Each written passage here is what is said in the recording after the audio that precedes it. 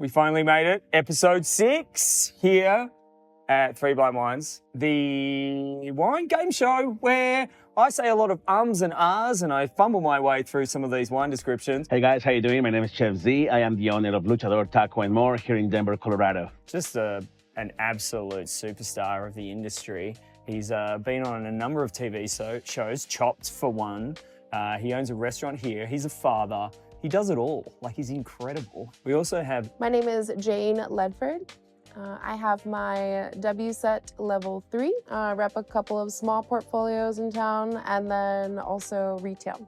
Work at Mondo Vino wine shop in the Highlands.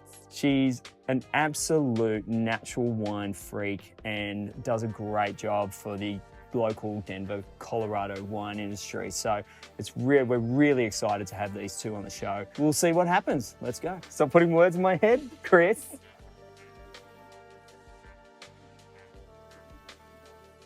We're gonna start with wine number 1. It's a little intimidating that all of these are the same-ish color. Light yellow, a little bit of what sometimes you hear is like green glint to it. On the nose, it's pretty light and subtle. As it opens up though, there's a little bit of kind of like sweet lime, peach. Lemon. I see pears. Touch of kerosene going on. Some herbal influence. Kind of leads me to believe it's gonna be like very fresh and mineral. The palate is light, but definitely has a little bit of residual sugar to it. Great acidity makes me lean into Riesling right off the bat. And if it is a Riesling, it's not super aromatic, but it does have all the kind of things I look for as far as like the fruit character. It's like crisp, light. A little bit of that petrol, and then the sweetness too. You don't usually find RS or residual sugar on a lot of other varietals carried here. A lot of floral notes as well. I will say this is like a Chardonnay. Oh, just a gorgeous like bouquet of really fresh fruit salad, like green pineapple, lime, lemon, a hint of like lime sherbet, a little bit of lychee. I could really just drink that in the bath like every single night. It's just like a fantastic little wine, super zingy, really fresh, really lends itself to the dish because it's just so bright and explosive. So I'm just gonna go for it and say Riesling from Australia, $29. Chardonnay, California, 14. It is. So we got little ghost curtains today, pink ones, and it is Lauer number 4, which is kind of like his little entry level, but it is German Riesling. So great call on the Riesling. That was fabulous. I wish it was an Aussie Riesling, obviously. I think you got fooled by me being in the room. Definitely. But yeah, so great little producer from the Saar, but super dry, minerally style, lots of lemon lime flavors, 2023 vintage. I met him earlier on this year. Very inspiring winemaker. So yeah, super cool. Thought I'd throw that in there as a little kind of like a little squeeze of lime juice over something fun and juicy. Yeah. This retail, the little Riesling here, is $30 at your local bottle shop if you can find it, because it's rare. It's culty.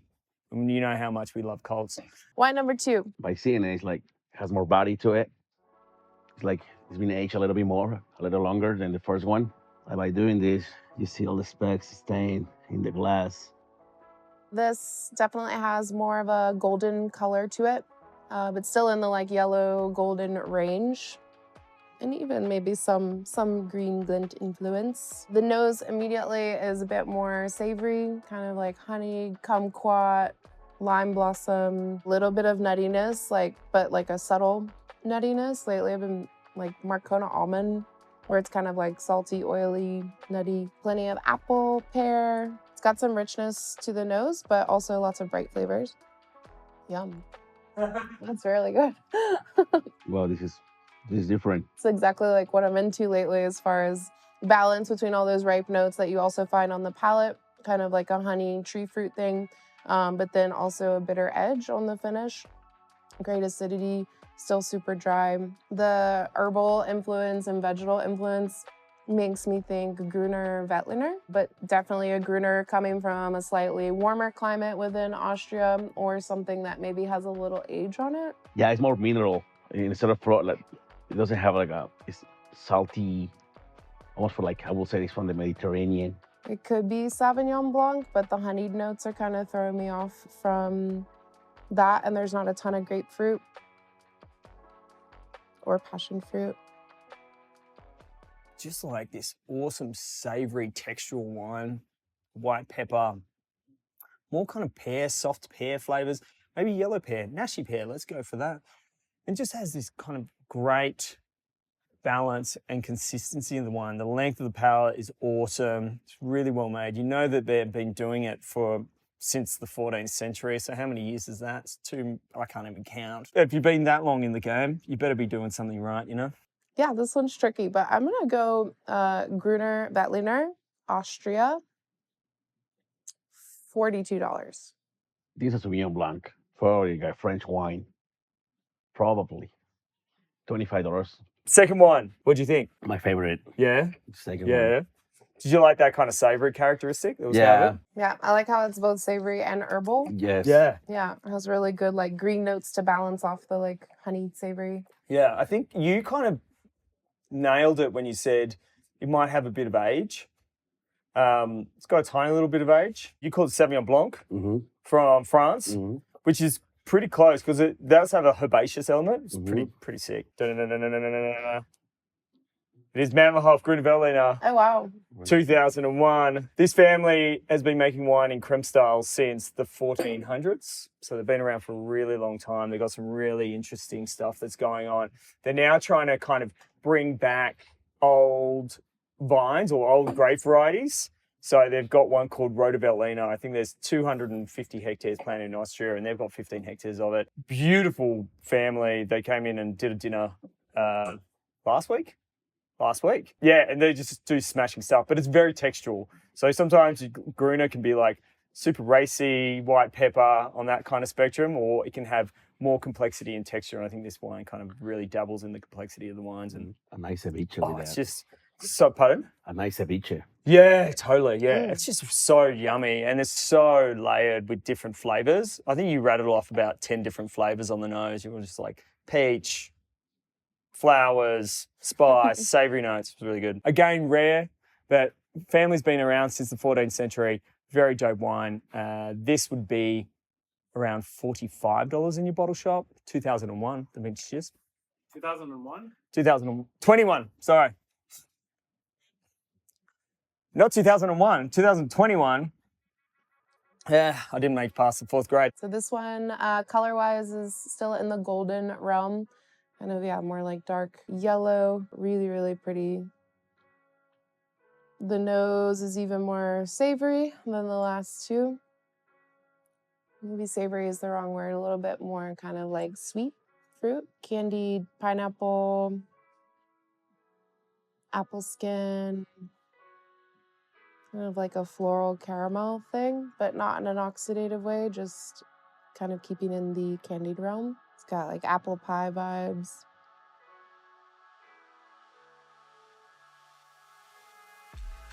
Now this is super sweet, like peaches. They're like a lot of peaches in it. A lot of acidity too, but not as much as the first one. Haven't had wines with a little sweetness in a while. This definitely has some sweetness to it, but balanced by great acidity that keeps the palate fresh after you taste it. Immediately my mind goes Semillon, based on the tropical, but it's not as tropical as Sauvignon Blanc, but a little bit of that like passion fruit, pineapple, but like lots of honey, but almost like a herbal honey, like honey infused with hops, but not intense hoppy flavor. The palate's definitely kind of like medium bodied.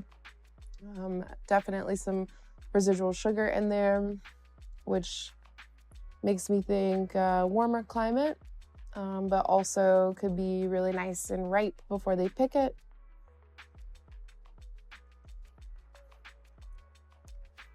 This is where you get that mineralness and sense of earth coming out of the wine, mixed with some fruit, kind of like canned peaches. canned pineapple, some really kind of it's just different. More people should be drinking demi-sec wines. Like, I get it. People think they're sweet, but I also get it. It's more flavor and more balanced. Like, the acidity really cleans it up. And to have this paired with a little, I guess it is food wine, yay. But it would just be awesome. Like, I'm not asking you to go to the park and smash 3 bottles of this in the hot sun. No, I'm not. I'm asking you to sit in a great little restaurant, order it with some great little dishes that it's going to really complement. Like, excuse me, swearing. It's a fucking great wine. So get into it. Okay, here I'm gonna go Simeon, Australia, $25. Very unsure about that. I will say this is like a Chardonnay as well from California. Probably $20 a bottle. That was hard. I feel like I was red the whole time. Jane, wine number 3. What'd you think? I liked it. I don't often taste wines with this much perceivable sweetness to it, but I really like it because it brings all the flavors out. Also kind of has a like honeyed note, could get in the way of like dessert pairing, but balanced by acidity, which I really appreciate. Do you think it'd pair well with some of your tacos? No. No. Maybe with my churros. Yeah. Maybe with my churros. Yeah, yes, something it will sweet. be like a nice one. Because my churros are super rich. Yeah. But this is like rich at first, but then it kind of cleanses out. So I think it will go something nice with like peaches and cream. You know, I set up some cream with my churros and pineapple. So I think it will go great with that. But not with my tacos. With my tacos, this one. I have an octopus taco that will go great with this. Sounds amazing. So it has a lot of herbal, I do it like a habanero, cilantro puree, and then achiote, which is like a red sauce. Yeah. So it will go great with that. Okay, so the next 3 Blind Wines is at Luchador. Chef Z is going to cook. That's right. Jane's going to choose the wine. I'm going to be tasting this time because I want to taste the food. Okay, let's go. I obviously grew up in Sydney, and there's loads of Thai restaurants, and I had loads of friends that were Thai, and they used to take me to these Thai restaurants, and they would order everything for me in Thai, so I didn't really know what was going on. And then they'd put the dish down in front of me, and it was always Sunday, and we'd always have bottles of like Resendiz and Gruners and stuff like that on the table. And then they'd just watch me sweat as I was eating this super chilly food, trying to scull wine to kind of soothe my burning throat, that kind of thing. So this is kind of my inspiration behind these wines. So a little bit of sweetness kind of knocks off that very spicy characteristic. It kind of balances it out slightly. And also a little bit of texture sometimes is really nice. Or a squeeze of lime juice on top. So that's always good fun. Yes. Yeah. Wine number 3 is a classic, old school classic. It is from Vouvray, a little Chenin Blanc. It is off-dry, lemon, Pouet. Really, really lovely wine. If you should get your hands on it, please do. You can age these things for a long, long time. And so I would buy a case, put 6 in the cellar, drink 6, and then just see how it ages over 10 years. So it's a really, really great little wine. So like you said, Chardonnay for California, fucking really good call actually, because I always get stumped on Chenin, so I'm trying to drink as much Chenin Blanc as possible. Everyone drink lots of Chenin Blanc. Yes. Because you can get like dry styles and also sweet styles. Jane, you said Semillon from Australia. Not a bad call. To the Hunt Valley. Good call to the Hunt Valley. Again, they also can be textural and dry at the same time. So, yeah, cool. I got into this wine really early in my wine career, the Huit Le Mont. Good friend of mine, Nick Hildebrand, had it on his wine list, and I was a budding young wine professional. Well, I wasn't a fucking wine professional. I was probably just a silly kid trying to make it in the wine game, and I loved this wine when I first tasted it, and we used to have it on. Really, this is probably in your local bottle shop if you can find it for around $50. Hi, I'm Justin. I'm the executive chef of Somebody People. Today I made a roasted Mokum carrot dish tossed in a Thai chili garlic sauce. Pretty much just made it like a Nim Chan. I could be butchering the name of it, so I'd rather just call it a Thai chili sauce. It's made with garlic, Thai chilies, vegan fish sauce, lime juice, orange juice, agave, this Filipino vinegar called Datu Puti, just all kind of like robo-cooked up and all put together The idea of the dish was to have something that's going to be like warm but like lightly refreshing. It's been hot as shit out here lately. For me, I kind of lend myself towards eating spicy foods when it's really hot, and I also just thought it'd be a fun dish to pair off some wines. It's just really nice. Any allergies? Nope. Okay, good. No. That's all we need. Someone's swelling up. Right? Yeah. I'm allergic to hunger. Yeah. I would go with smaller. Okay, cool. All right, so the key here is to see which wine is the best pairing for the dish. Okay. Okay. And so you know, just see how it goes. Whether if none of them go, I was thinking of putting an Aussie Shiraz in this lineup just to fool everyone, but it smells so good. It smells gorgeous. Yeah, there's a good bit of spice in there, a little heat. Pretty good. Yeah, there's so much flavour in layers. Yeah, I think the Riesling adds this kind of little lemon juice, but it might get a little bit lost in the flavours. I think there's so much flavour going on that the Riesling might be a little like. Yeah. Riesling would be kind of like a thirst quencher pairing. I think the Gruner would complement a little bit more and still kind of like heightens that herbaceous flavor, and then the acidity pairs beautifully. The second one brings the chili out, like the chili out more. Yeah. Like first you feel all the explosion of flavors, then the freshness of the earth, and once you drink the wine, the chili comes out. Yeah, wholeheartedly. Yeah, just all you can taste is chili. It's not bad with the Chenin Blanc either. No, I think the Chenin Blanc kind of cleans up the palate after all those Yeah. flavours. So much stuff going on in the dish, like chilies, onions, umami, MSG, just like packed in there. It's great. The Chenin just kind of takes that away. Yeah. And kind of resets your palate, which is kind of nice, actually. The last one, right? Yeah. The vegan fish sauce is blowing my mind. That's crazy. I know. Vegan fish sauce is a sauce that I was introduced to by the guys at Sapsua, and it's made of pineapple extract, soybean extract, and a couple other fun stuff. And it's just funky, fun. It brings a little bit of a mouthfeel to it. I like it with the second one because I like chili. Yeah. You know, I feel like other people are gonna be overwhelmed. Like, but I think it's beautiful. But with the last one, everything comes together. Like it's like one bite. With this one, you feel every single thing. Like fennel, and then boom, the chili. Jane, what's your favourite? The Mentorhof Gruner Veltliner. It has enough weight to it from a little bit of age on the wine to complement all of the really bold flavors in the dish.